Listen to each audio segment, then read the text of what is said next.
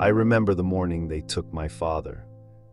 It began like any other morning in our village, quiet, pale, unfinished. The sun had not yet climbed over the hills, and the sky was caught somewhere between night and day. There is a strange stillness in that hour, as if the world is holding its breath, deciding whether it wants to wake at all. I was 8 years old. At that age, you believe your father is permanent. Like the mountains, like the sky, like the road that runs past your house and disappears into the horizon. You do not imagine that a knock on the door can change the shape of your entire life. But that morning it did. I heard the boots first. Not running, not shouting, just steady, heavy, certain. My father was already awake. He sat at the small wooden table near the window, staring into a cup of tea that had gone cold.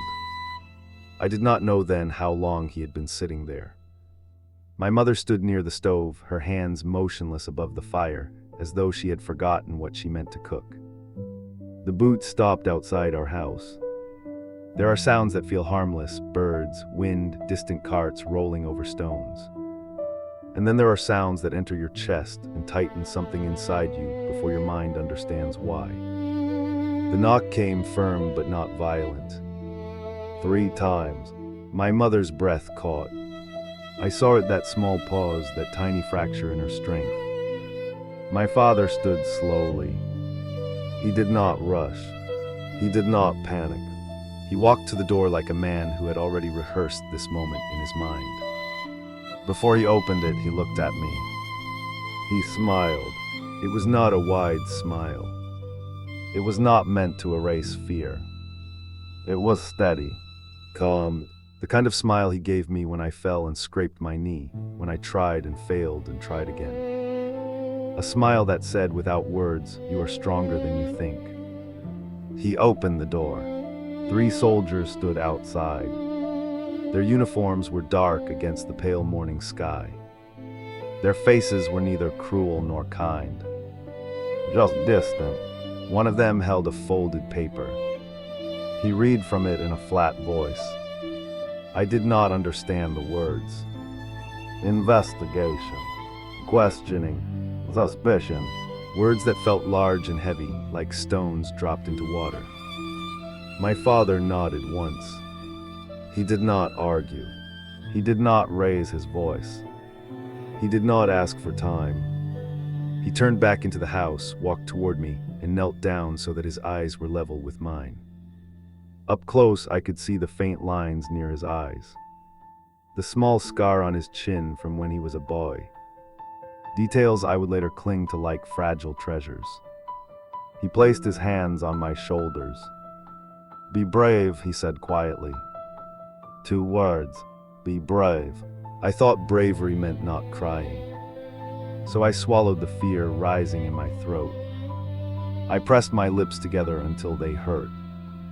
I refused to let the tears fall. He stood, and for a brief second, my mother caught his sleeve. Their eyes met. Entire conversations passed between them without sound. Apologies, promises, love. Then he stepped outside. I followed to the doorway. The dirt road stretched ahead, pale and empty beneath the gray-blue sky. The air felt colder than it should have. The soldiers did not grab him. They did not push him. They walked beside him as though escorting a guest. Halfway down the road, he turned back. That moment has never left me. He stood there, framed by the wide sky. The wind moved gently through his coat. His expression was not afraid. It was not angry. It was composed, steady. I lifted my hand. I do not know if he saw. That was the last time I ever saw my father. For days, my mother stood by the window. Every time footsteps passed, her body tensed. Every time a cart rolled by, she straightened, hope rising like a fragile flame. "He will come back," she told me. And I believed her. Children believe what they need to survive. Weeks passed. The village grew quieter around us. Conversations stopped when we approached. Some neighbors offered silent sympathy. Others avoided our eyes altogether. Fear spreads faster than truth during war. Rumors reached us in fragments. Someone had reported him. Someone had accused him. Someone had needed a name to write down. I began to understand that sometimes men are taken not because they have done something wrong, but because someone else needed them gone. At night, I lay awake imagining where he might be. I pictured him in a small room with a narrow window. I imagined him sitting straight, patient, certain that there had been a mistake that would soon be corrected. I believed adults fixed things. I believed systems were fair. I believed morning always followed night. But months passed. The seasons changed. The tall grass outside our house turned gold, then brown, then disappeared beneath frost.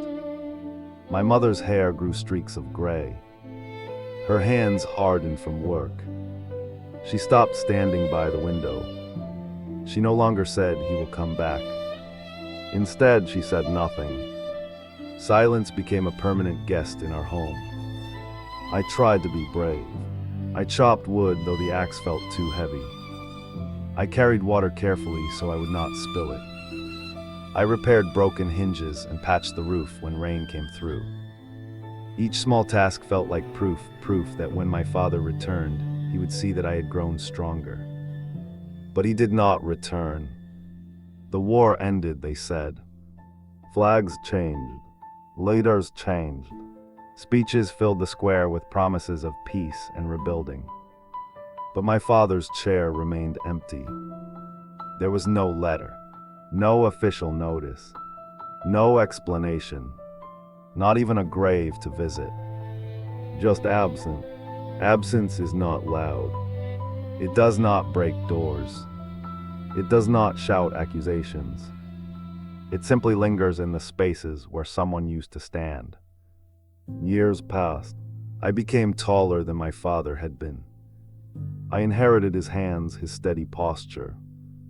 Sometimes when I caught my reflection, I startled, as though I were seeing him looking back at me. I left the village for a time. I thought distance might make the ache smaller. It did not. Wherever I went, I carried that morning with me, the pale sky, the steady boots, the final look over his shoulder. Eventually, I returned. The road is paved now. The houses have fresh paint. Children run freely where soldiers once stood. The world has moved forward as it always does. But some mornings, before the sun fully rises, I walk to the exact place where he turned back. I stand there and look toward our old house, and I imagine him walking back down the road toward me. Not as a ghost, not as a shadow, but as the man he was, calm, steady, certain. I no longer wait for him to return. I have learned that some endings do not give us answers. But I understand something now that I did not understand as a child. When he told me to be brave, he was not asking me not to cry. He was asking me to live, to build, to love despite fear, to stand steady even when the world feels uncertain. They took my father that morning. They took his voice from our house. They took his footsteps from the floorboards. They took the warmth of his chair at dinner. But they did not take what he gave me. They did not take his strength. They did not take his quiet dignity. They did not take the lesson hidden inside those two simple words. Be brave. Now, when the sky turns gray and heavy, when the world feels fragile again, I remember him standing beneath that wide dawn. Calm, unbroken, and under these quiet skies I remain. Brave.